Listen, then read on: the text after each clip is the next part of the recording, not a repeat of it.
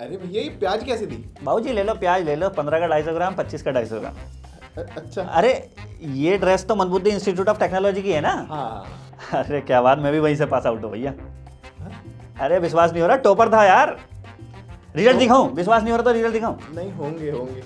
इंटरनेट.com पे इंजीनियर्स के ऊपर ऐसे स्किट्स, मीम्स और ट्रोल्स तो हम सब देखते ही रहते हैं और शायद इसी वजह से हम इंजीनियरिंग प्रोफेशन का रेलेवेंस भूलते जा रहे हैं। तो 12वीं वाले बच्चों के बोर्ड्स एग्जाम आने वाले हैं और इस वक्त हर घर में एक ही डिस्कशन चलता है कि अब्बा मानेंगे या नहीं, कौन से कॉलेज में एडमिशन लेना है और कौन सा कोर्स पिक करना है। हर स्टूडेंट की लाइफ में ये एक बहुत ही क्रूशियल डिसीजन होता है। स्कूल के बाद आपके पास एक्सप्लोर करने के लिए अनलिमिटेड ऑप्शंस हैं, लेकिन ये टोटली डिपेंड करता है कि तुम कौन सी स्ट्रीम से आते हो, तुम्हारा एजुकेशनल बैकग्राउंड क्या है, तुम कॉमर्स से आते हो, साइंस से आते हो या फिर तुम आते हो आर्ट्स से। लेकिन आज हम अपना फोकस रखेंगे इंजीनियरिंग रिलेटेड कोर्सेज पे। और अगर तुमने 10th क्लास के बाद पीसीएम ऑप्ट की थी तो तुम्हारे पास घूम फिर के लिमिटेड ही ऑप्शंस रह जाते हैं। बीटेक और कुछ बच्चे बीएससी ले लेंगे और कुछ आउट ऑफ द बॉक्स सोचने वाले साइंस स्ट्रीम के बच्चे बीकॉम और बीबीए को चूज कर लेंगे। लेकिन इन सब कोर्सेज में सबसे ज्यादा दबदबा इंजीनियरिंग का ही है। हर साल जेई मेन के एग्जाम में 10 लाख से भी ज्यादा बच्चे अपेयर होते हैं। लेकिन क्या इंजीनियर्स की इतनी डिमांड मार्केट में है? क्योंकि नीति आयोग की एक रिपोर्ट के हिसाब से हमारे देश में 48% से ज्यादा इंजीनियर्स अनएम्प्लॉयड हैं। So is engineering a safe option for students to pick? तो अब यहाँ पे स्पेसिफिकली साइंस स्टूडेंट्स को ये डाउट रहता है कि वो टेक्निकल कोर्सेज जैसे बीटेक और बीई को चूज करें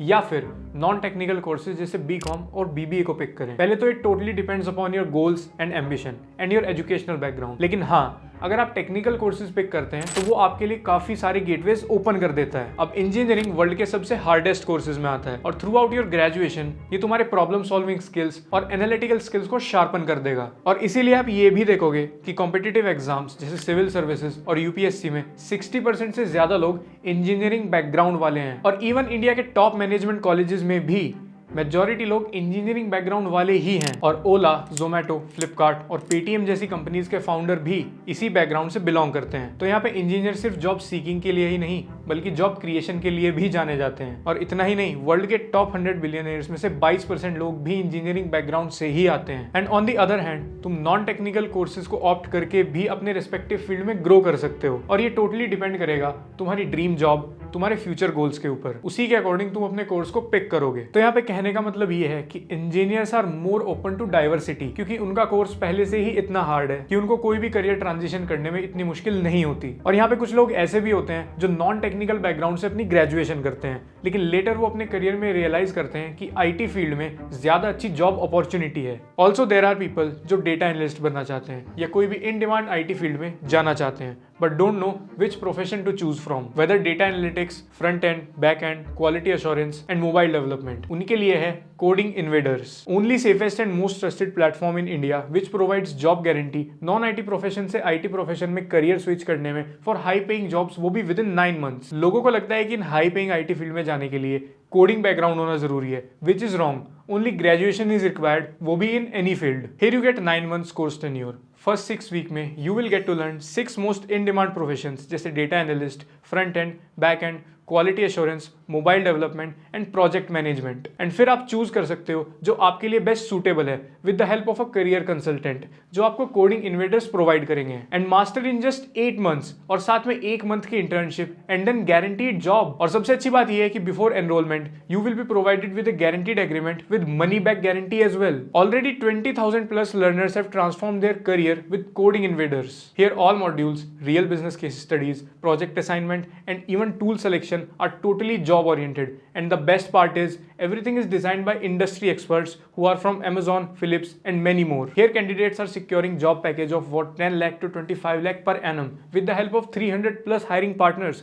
So if you are also interested, click the link in the description and use my coupon code TH20 for 20% free discount. So go and enroll. अब एक बार स्टूडेंट ने ये figure out कर लिया कि उसको कौन सा कोर्स ऑप्ट करना है, तो अब उसका अगला चैलेंज है कॉलेज चूज करना। इंडिया के अंदर 4400 से भी ज्यादा इंजीनियरिंग कॉलेजेस हैं, तो अब जाए तो कहाँ जाएं? तो ऐसे तो कॉलेजेस की लिस्ट बहुत ज्यादा लंबी है, लेकिन इसको सिंपल प्रोसेस में समझने के लिए हम कॉलेजेस को 3 टियर में डिवाइड कर लेंगे, टियर 1, 2 एंड 3। टियर 1 के अंदर आते हैं आपके सारे टॉप आईआईटीज और बिट्स पिलानी। तो अगर तुम टॉप कॉलेजेस का कट ऑफ क्लियर नहीं कर पाए तो तुम्हारे पास ऑप्शन है टियर 2 कॉलेजेस में जाने का, जिसमें आते हैं एनआईटीज और आरवी कॉलेज ऑफ इंजीनियरिंग जैसे कॉलेजेस। और हाँ, अब अगर आप एक एवरेज स्टूडेंट हैं, विच आई बेट यू आर, वही 60% से 80% लाने वाला छात्र, तो फिर आपके पास ऑप्शन बचता है टियर 3 कॉलेजेस का। टियर 3 कॉलेजेस ही आपके लॉर्ड एंड सेवियर हैं, जैसे कि एलपीयू, एमईटी। आना। अबे आजा। बेटे आजा। यहाँ का माहौल थोड़ा मैं एक बार और जगह ट्राई करके आता हूँ। अबे 60% मार्क्स है तेरे आईआईटी के, तो गेट से ही भगा देंगे तुझे बेटे। नहीं यार, जान दे घूम फिर के आएगा तो यहीं। तो अब ये समझ लो कि टियर 3 इंस्टीट्यूट्स में सारे रेप्यूटेड प्राइवेट कॉलेजेस आ जाते हैं और सब जगह से रिजेक्शन मिलने के बाद स्टूडेंट्स की ये ही लास्ट होप बचती है। और स्टूडेंट्स और पेरेंट्स को लगता है कि अगर उनके बच्चे का एडमिशन आईआईटी या एनआईटी में नहीं हुआ तो भैया सब खत्म, आपका करियर कॉम्प्रोमाइज हो गया, अब आप कुछ नहीं कर पाएंगे। लेकिन डरने वाली बात नहीं है, क्योंकि ऐसा कुछ नहीं है। भाई साहब, बच्चा 10वीं में आ गया, हमने तो करा दिया अपने का आईआईटी की कोचिंग में एडमिशन। ज्यादा लेट नहीं हो गया, हमारा तो 5 ही में है और 6 महीने हो भी गए कोचिंग जाते हुए।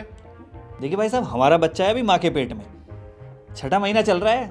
बेलन इंस्टीट्यूट में करा दिया हमने एडमिशन, अभी फिलहाल जा रही है, माँ जा रही है क्लासेस लेने। जैसी बच्चा बाहर आएगा जाने लगेगा वो भी। अजी भाई साहब, ये तो गंवार लोग हैं, हमारे वाला तो अभी स्पर्मी है। हमने तो अभी से ही दे दी टोकन अमाउंट इंस्टीट्यूट को, पैदा होते इंजीनियर ही निकलेगा। So first of all, India has the largest number of engineers in the world. हमारे देश में हर साल 15 लाख से भी ज्यादा लोग इंजीनियरिंग कंप्लीट करते हैं और इसमें से सिर्फ 5% लोग अपनी इंजीनियरिंग आईआईटी और एनआईटी से कंप्लीट करते हैं। बाकी के बचे 95% लोग प्राइवेट या स्टेट लेवल इंजीनियरिंग इंस्टीट्यूट से ही निकलते हैं। तो स्टूडेंट्स के अंदर ये एक बहुत ही बड़ा मिसकंसेप्शन है कि government colleges are always better than private. गला सूख रहा है यार, 2 मिनट। अब बहुत सारे बच्चों को और पेरेंट्स का मिसबिलीफ है कि अगर उनके बच्चे का गवर्नमेंट कॉलेज में नहीं होता तो प्राइवेट कॉलेज से डिग्री करना या ना करना बराबर है। बट ऐसा नहीं है। अगर आप top tier institutes like IIT या एनआईटी को एक्सक्लूड कर दो तो स्टेट लेवल गवर्नमेंट कॉलेज से प्राइवेट इंस्टीट्यूट्स में काफी ज्यादा एडवांटेज आपको मिलती है। जैसे प्राइवेट कॉलेज अपनी रेपुटेशन को लेकर बहुत सीरियस होते हैं, तो किसी प्राइवेट कॉलेज या इंस्टीट्यूट में आपकी रैगिंग होने के चांसेस 1% से भी कम है। दूसरा, वहां की फैकल्टी अपनी जॉब को बहुत ज्यादा सीरियसली लेती है। ऊपर से प्राइवेट यूनिवर्सिटी के अंदर कोई भी कॉलेज पॉलिटिक्स नहीं होता, तो आप अच्छे से मजे में अपनी कॉलेज लाइफ जी सकते हो। मतलब एक अच्छे प्राइवेट कॉलेज के अंदर तुम स्टूडेंट ऑफ द ईयर वाली लाइफ जियो ना जियो, पर उसके आसपास वाली जरूर जी लोगे। ऊपर से प्राइवेट यूनिवर्सिटीज की इंफ्रास्ट्रक्चर बहुत अच्छी होती है, वहां पे आपको अच्छी फैसिलिटीज दी जाती है। अब तुम एक बार ग्रेजुएशन में अपनी पढ़ाई को भी साइड कर दो, ग्रेजुएशन आपकी पर्सनैलिटी डेवलपमेंट में भी बहुत हेल्पफुल होती है। अब अगर मैं आपको अपना ही एग्जांपल दूं, अगर मैं अपनी ग्रेजुएशन करने कभी अपने घर से निकल के देहरादून ना जाता एक प्राइवेट यूनिवर्सिटी में, तो शायद ना तो मेरे अंदर इतना कॉन्फिडेंस आता, ना ही मैं जिंदगी में इतना एक्सप्लोर कर पाता, और ना ही शायद मैं एक यूट्यूबर बन पाता। वो कॉलेज का, उस माहौल का, उस यूनिवर्सिटी का सबसे बड़ा रोल है मेरे इस करियर को चूज करने में। तो ग्रेजुएशन सिर्फ आपकी डिग्री नहीं होती, ये एक स्टेपिंग स्टोन की तरह काम करती है आपके लिए एक सही करियर चूज करने में। क्योंकि जरूरी नहीं है कि 12th में ही आपको पता चल जाएगा आप सिंगर, डांसर, एक्टर क्या बनोगे। तो अब जो स्टूडेंट्स प्राइवेट कॉलेजेस में एडमिशन लेके कोई भी कोर्स परस्यू करने का सोच रहे हैं, उनके दिमाग में ये डाउट है कि क्या उनका कॉलेज उन्हें प्लेसमेंट दिला पाएगा और उनकी एक अच्छी जॉब लगेगी भी या नहीं। क्योंकि स्टूडेंट्स और कॉलेज के बीच में प्लेसमेंट प्रोसेस को लेकर ज्यादा ट्रांसपेरेंसी नहीं है और कॉलेज कभी भी प्लेसमेंट प्रोसेस को स्टूडेंट के सामने क्लियरली नहीं खोलता। और प्लेसमेंट से रिलेटेड जो भी डेटा आपको कॉलेज की वेबसाइट पे मिलेगा, या तो वो हाईली मैनिपुलेटेड होगा या फिर वो मिस इन्फॉर्मेशन से भरा हुआ होगा। तो आज हम स्टूडेंट्स के लिए इस प्रोसेस को थोड़ा सा ट्रांसपेरेंट करने का ट्राई करेंगे। तो प्लेसमेंट प्रोसेस को एक सिंपल एग्जांपल के थ्रू समझते हैं। अब सपोज करो तुम्हारा कॉलेज एक शॉप है और कंपनी कंज्यूमर। तो अब कंपनी कॉलेज के पास आएगी और बोलेगी कि उसको इस प्रोफाइल के लिए इतने एम्प्लॉयज की जरूरत है और उसका ये बजट है, और बस उसके बाद तुम्हारा प्लेसमेंट सेल तुम्हें उस कंपनी के बारे में इन्फॉर्म कर देगा और जो भी स्टूडेंट्स उस कंपनी की प्रोफाइल के लिए एलिजिबल होंगे वो अप्लाई कर सकेंगे, और अगर इंटरव्यू में अच्छा परफॉर्म किया तो जॉब उनकी। Simple.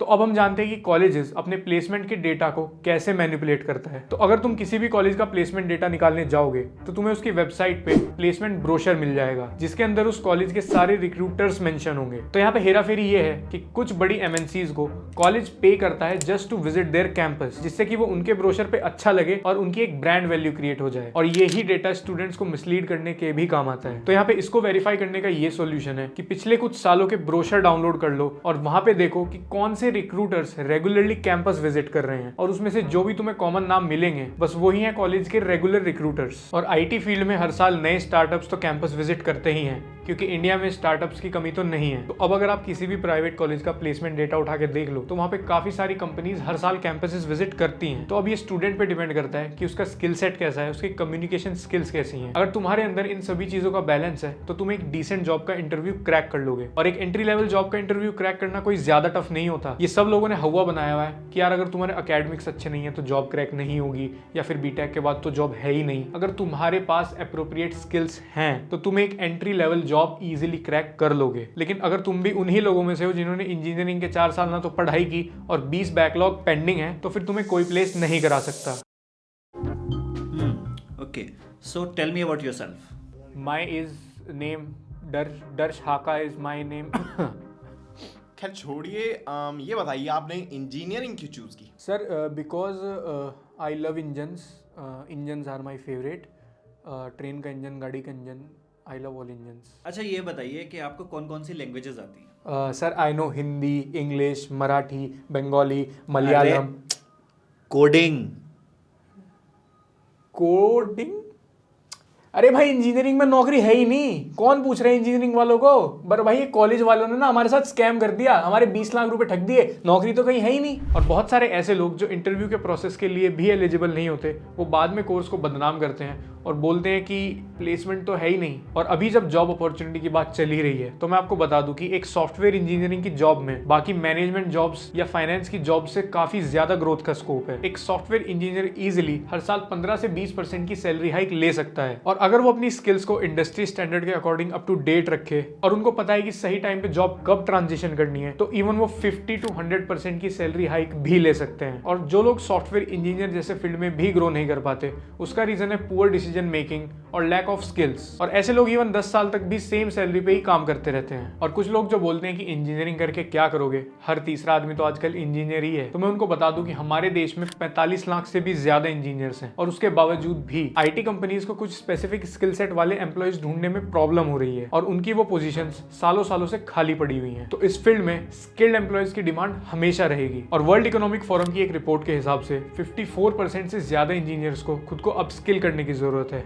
Due to rise of automation. अब अगर हम अपनी डेली लाइफ में से ही कोई एग्जांपल उठाएं तो हम जितनी भी टेक्नोलॉजी और इक्विपमेंट यूज करते हैं वो सब भी इंजीनियर्स ने ही डेवलप किया है. तुम्हारे इलेक्ट्रिक टूथब्रश से फ्लश तक और मॉड्यूलर किचन से माइक्रोवेव तक सब चीजों में इंजीनियरिंग इन्वॉल्व है. और तुम्हारी जिप अप डाउन, तो एक ही दिन में तुम्हारे ऐसे काउंटलेस इंटरेक्शन होंगे जिसमें इंजीनियरिंग इन्वॉल्व है. और आजकल तो एआई और मशीन लर्निंग काफी स्पीड से इवॉल्व हो रहे हैं. तो आई थिंक अब हमें और भी स्किलफुल इंजीनियर्स की जरूरत पड़ने वाली है. तो इंडस्ट्री में आ रहे इन चेंजेस को देखते हुए कॉलेजेस ने अपने इंजीनियरिंग के सिलेबसेस में IoT, AI, बिग डेटा को ऐड करना स्टार्ट कर दिया है. तो आई थिंक यहाँ पे इंजीनियर्स की डिमांड की कमी तो नहीं पड़ने वाली है, लेकिन हाँ स्किल की कमी जरूर पड़ सकती है. तो इन दी एंड मेरा मानना ये है कि काउंसलिंग लेना और एडवाइस लेना अपनी जगह ठीक है, लेकिन सबसे ज्यादा जरूरी है तुम्हारी सेल्फ रिसर्च. बहुत सारी ऐसी फ्री वेबसाइट्स हैं जिसमें तुम्हें कॉलेजेस से रिलेटेड डेटा मिल जाएगा, जैसे कि fees structure, placements, scholarship etcetera. और तुम इन्हें बेस्ट अवेलेबल ऑप्शन से कंपेयर भी कर सकते हो. और तुम कोरा जैसे प्लेटफॉर्म की हेल्प भी ले सकते हो, बस वहां पे पेड रिव्यूज से बचना होगा. जो भी रिव्यू तुम्हें काफी ज्यादा डिप्लोमेटिक और फॉर्मल लगे, समझ जाना कि वो पेड है. जरूरी है जेन्युइन रिव्यू को ढूंढना. और कोई भी कॉलेज या फिर कोर्स फाइनलाइज करने से पहले कम से कम 1 वीक की रिसर्च करो. और फिर जो भी तुम्हें बेस्ट ऑप्शन अवेलेबल हो उसको शॉर्टलिस्ट कर लो